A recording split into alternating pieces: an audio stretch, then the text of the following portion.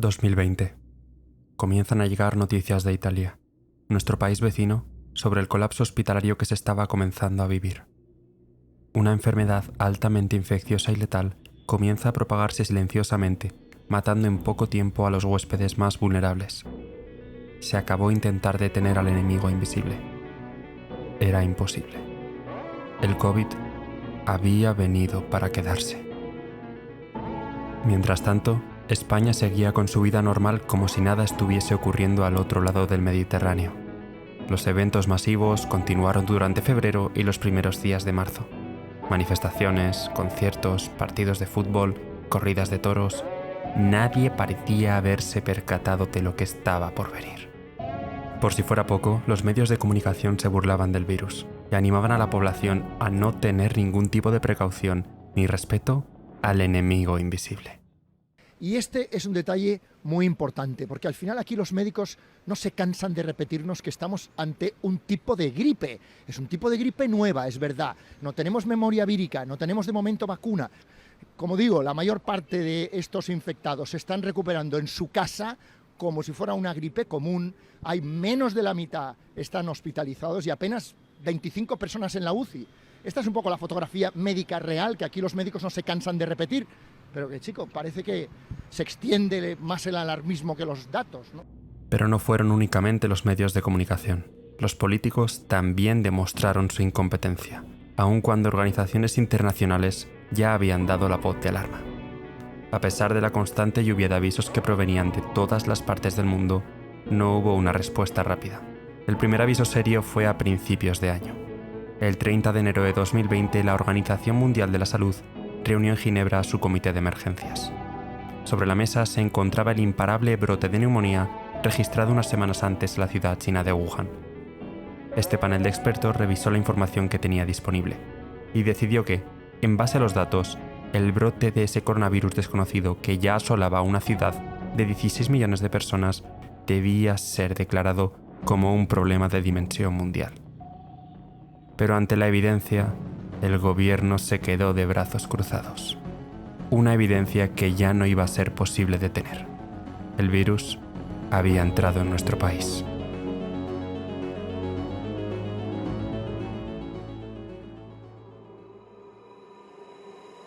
...14 de marzo.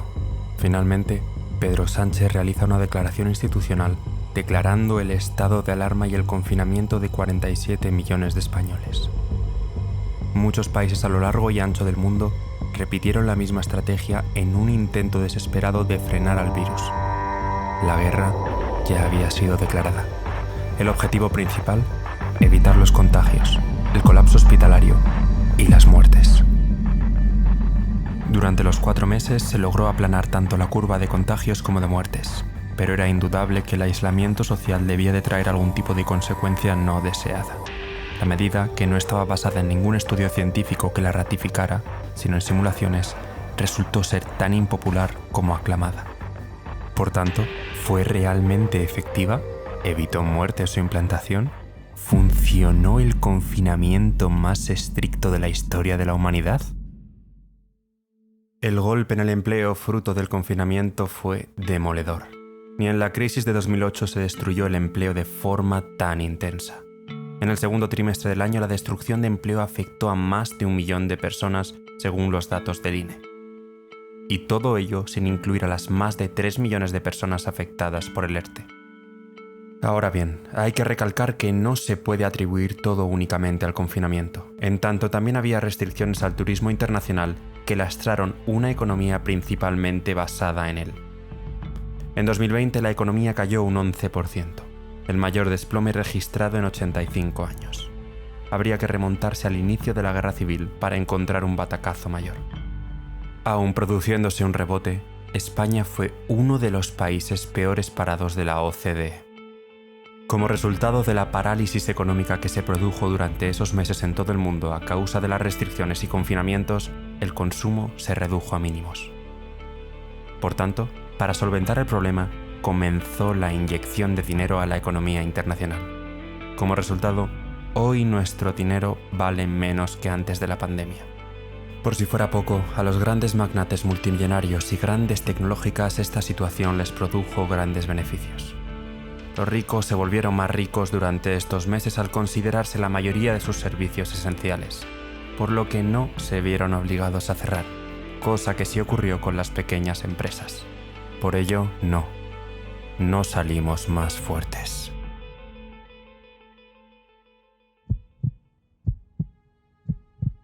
A pesar de que la salud fue el principal objetivo a proteger, los efectos tampoco fueron los deseados. El confinamiento también aplazó numerosas operaciones quirúrgicas que en muchos casos supusieron la muerte. Miles de personas quedarían indefensas ante enfermedades más letales que el propio virus. Además, la prevención precoz, esencial para detectar enfermedades como el cáncer, desapareció por completo. Millones de personas quedaron expuestas a la suerte del destino. El Reino Unido, donde se han realizado varios estudios acerca de ello, muestra que casi 1 millón de personas podrían haber perdido la oportunidad de una detección precoz, algo que a largo plazo es tremendamente negativo. Por otro lado, 1,5 millones de personas abandonaron el ejercicio físico como resultado de las restricciones.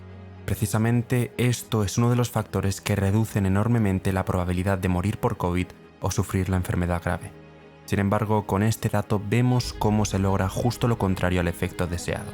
Pero aparte de las dolencias físicas, el confinamiento también provocó un incremento brutal de enfermedades psicológicas. Gran parte de los españoles sufrieron esto en sus carnes, empeorando su estado de salud de forma considerable. Pero quizás el dato más demoledor que engloba todas las restricciones sea el número de depresiones que acaban en suicidios. De hecho, en 2020 en menores de 50 años fue mayor el número de muertes por suicidios que por el propio COVID, lo que nos lleva inevitablemente a preguntarnos si realmente hemos evitado muertes, o simplemente ha sido una ilusión mental que nos ha hecho creer que el confinamiento fue algo positivo. Todo gira en torno al COVID, pero no nos dimos cuenta de que no sería el mayor de nuestros problemas.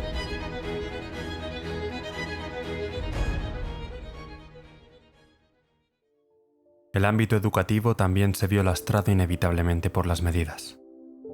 La educación a distancia se volvió lo primordial y las videollamadas copaban todas las casas a todas horas. Tanto la productividad como el aprendizaje en sí mismo se vería mermado por las distracciones de la casa y por no estar en un entorno adecuado, sobre todo para los más pequeños. Un estudio del 11 de agosto de la Universidad de Brown encontró que los niños nacidos durante la pandemia han reducido significativamente el rendimiento verbal, motor y cognitivo general en comparación con los niños nacidos antes de la pandemia. Las mascarillas, las videollamadas de Zoom y los mandatos de confinamiento han llevado a la privación en general de no poder ver caras y estar atrapado en casa todo el día, lo que en realidad ha causado una reducción del IQ en los niños.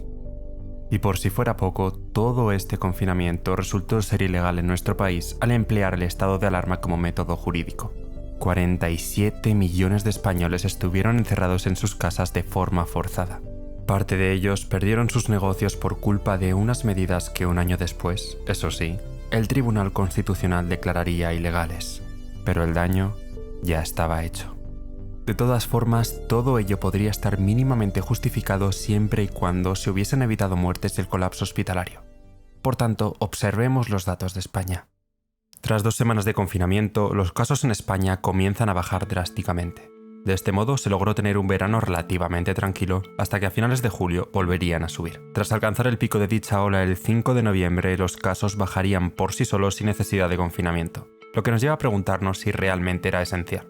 Algo similar ocurría con las muertes, las cuales en noviembre volvieron a bajar sin necesidad alguna de 4 meses de encierro. Ahora bien, esto puede deberse a varias causas, y es que tras varios meses de pandemia, los procedimientos hospitalarios cambiaron y se emplearon mejores métodos para asegurar la supervivencia. Mientras que en marzo, la mala praxis junto a la desesperación por salvar vidas hizo que aumentaran las muertes más de lo debido. Fíjate, yo el otro día hablaba en el congreso de COVID, ¿no? Y la gente se quedaba un poco alucinada del gran error y fallo y autocrítica que tenemos que hacer los médicos, ¿no? Por ejemplo, en la primera ola, de empezar a poner fármacos sin tener ni idea si iban bien o mal, ¿no? Y pusimos hidroxicloroquina, pusimos lopinavir, ritonavir, pusimos acitromicina y al final han demostrado en el ensayo, en el gran ensayo clínico, ¿no? ¿Cómo se llama? En el Reino Unido, el Recovery. El Recovery, ¿no? Que ahora está el Recovery Plus, ¿no? Pues demostró en el Recovery que no hacían ningún bien, ¿no? Pero vamos a ver, ¿qué teníais?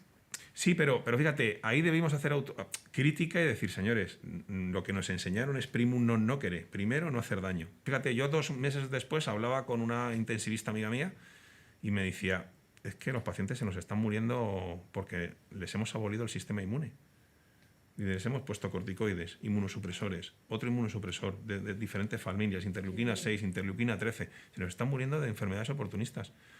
Ese ansia que teníamos de poner algo que salvara vidas, tenemos que hacer autocrítica y decir, si no sabes, espérate. Nuestra propia Agencia Española del Medicamento, nuestro propio hospital, nos daba unos protocolos en el cual salían esas medicinas. Es decir, que tú hacías mala praxis si no ponías eso. Y eso yo creo que es una autocrítica que hay que hacer al médico y tenemos que hacernos nosotros, ¿no? O sea, no hicimos bien en esa primera ola, a pesar de que, bueno, pues luego puedes tener justificaciones, ¿no? Lo que leíamos en el New England, lo que leíamos en el Lancet, lo que leíamos todas las mañanas, buscábamos algo para salvar las vidas, pero nos debíamos haber mantenido y decir, mientras no haya evidencia. Tenemos también que tener en cuenta la ventaja evolutiva del virus, que con el tiempo se vuelve menos letal pero más contagioso, al igual que pasó con la gripe de 1918.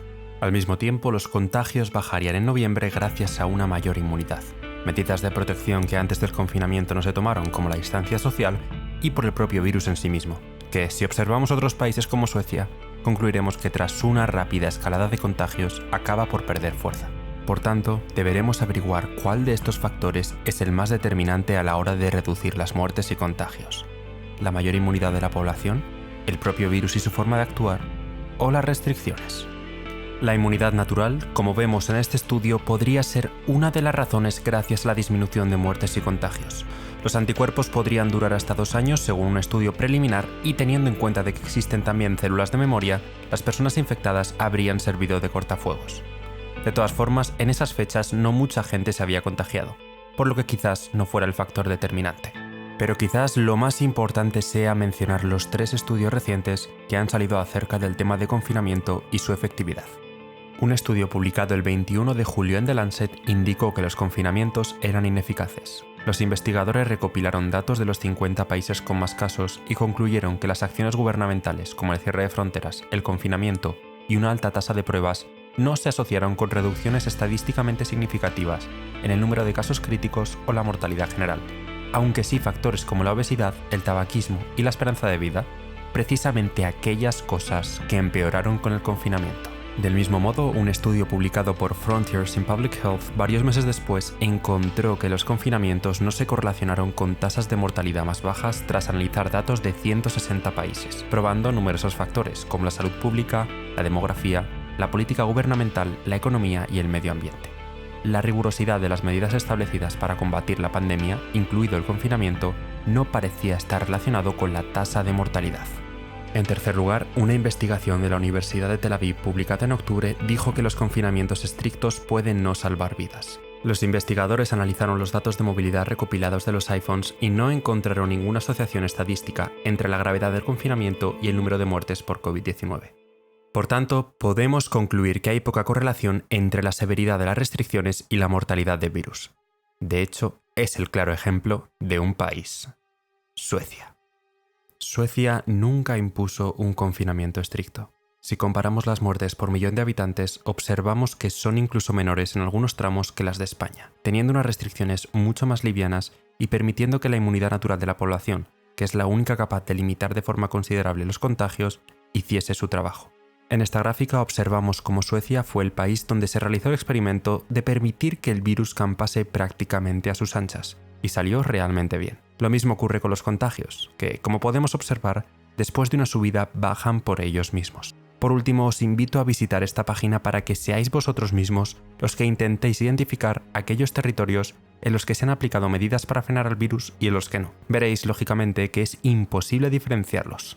En conclusión, siguiendo los datos científicos junto a los 3 estudios y las consecuencias de las restricciones para frenar el virus, es obvio que el daño fue y está siendo mucho mayor que haber decidido vivir una vida con solo algunas restricciones, como proteger principalmente a los mayores y personas inmunodeprimidas. Los problemas económicos junto a la inflación, las enfermedades psicológicas y los suicidios, la fallida educación a distancia, la desaparición de la detección precoz de las enfermedades, van a provocar que inevitablemente durante los próximos años veamos un incremento de mortalidad de la población que quizás hubiese sido evitable si no se hubiesen tomado medidas tan drásticas. Por tanto, el confinamiento fue, probablemente, la peor medida jamás implementada en la humanidad por sus consecuencias a largo plazo.